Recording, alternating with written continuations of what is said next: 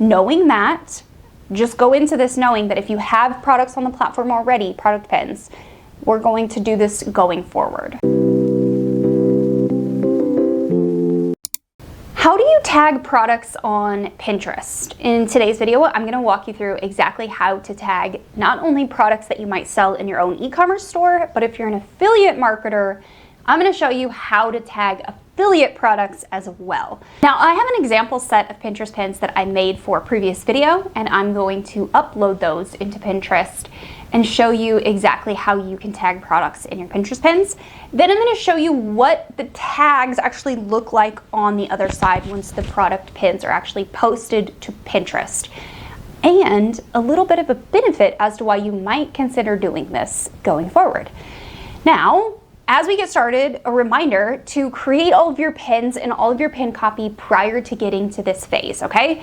Make sure you have all of that already done. And then once you get to the scheduling piece of Pinterest, this is where product tagging actually comes in.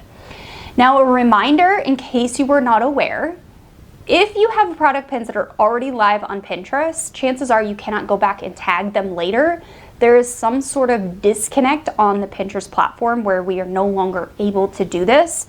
And I really cannot figure out if it's just a me problem or if it's a Pinterest-wide problem. So knowing that, just go into this knowing that if you have products on the platform already, product pins, we're going to do this going forward. So unzip the product pins on your computer and drag those pins into Pinterest. You can drag up to 10 images into Pinterest at a time, and it will create all of the drafts for you.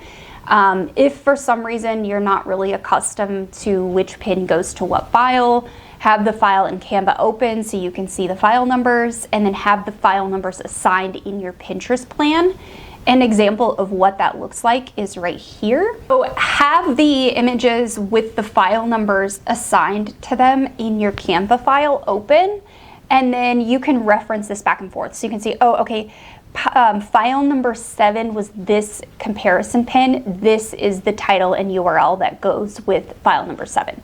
So I like to have all of these tabs kind of open and in the background, but I like to go ahead and try to bulk upload everything in one go. Now, moving on, you are going to want to have those product tag URLs ready. Now, chances are the URL that you're actually sending this pin to, you can also do a product tag with. So let's just say, for example, you want to send this pin to this product right here. So we're going to pop over to Pinterest and we're going to add that link there. And then we can also come down here to tag products and click use link. And we can tag that product in this section as well. And then just click that and you have tagged that product. So let's actually say we want to tag this second set of pin templates in this same product pin, because remember, this particular example is a comparison pin. We're gonna go ahead and tag that one as well, and you can do this 4 or 5 different times, and you will see your product pins there. These are the products that are gonna be tagged in this pin, and they're ultimately gonna show up on the front end of Pinterest when someone finds this pin. Now, let's say you are an affiliate marketer, and you're making Pinterest pins for affiliate products. This could be for Like to Know It, or it could be for your Amazon storefront, or whatever other retailer you are an affiliate for. So let's pop over to Pinterest and grab an affiliate link together. Let's say we're an affiliate for this e.l.f. lips stain or whatever this is. We're gonna click on this product and we are going to click get a link at the top of SiteStripe. It's gonna pop up this screen and you're gonna grab that link. Now you can use the short link for your affiliate product tags. Pinterest should notice that. And you're gonna click use a link and you're gonna go ahead and paste it in the same way you would if you were the product seller themselves. And click enter or click off and it will start thinking, and it should then bring this up. You're gonna choose the image that you wanna tag. And then we actually need to do this one more time because you really have to use that notice of affiliate. This is an affiliate relationship. So go ahead and click off. Make sure you toggle this on before you click the image, but go ahead and click the image that you want to tag. And now it's going to tag this product automatically for you, so you don't have to do any more disclosure in your pin title or your description of the pin. you can just simply write a title, write a description, and Pinterest is going to do the disclosing for you. Okay, so let's talk about what a product pin actually looks like on the front end for a pinner once a product tag has been applied. So this is the same if it's an affiliate product or if it's a product to something that you sell of yours in your own store. It's gonna look the same way. So here's actually what a pin looks like without any product tags. And you can see up here in the top right-hand corner, there are ads over there, there's competitor pins over there, there's related pins to things I've previously searched in that section. Now, in this second pin, you can see in the top right-hand corner, there's a big white box that has a single product inside of it. And that is because I tagged this pin with a product from my shop.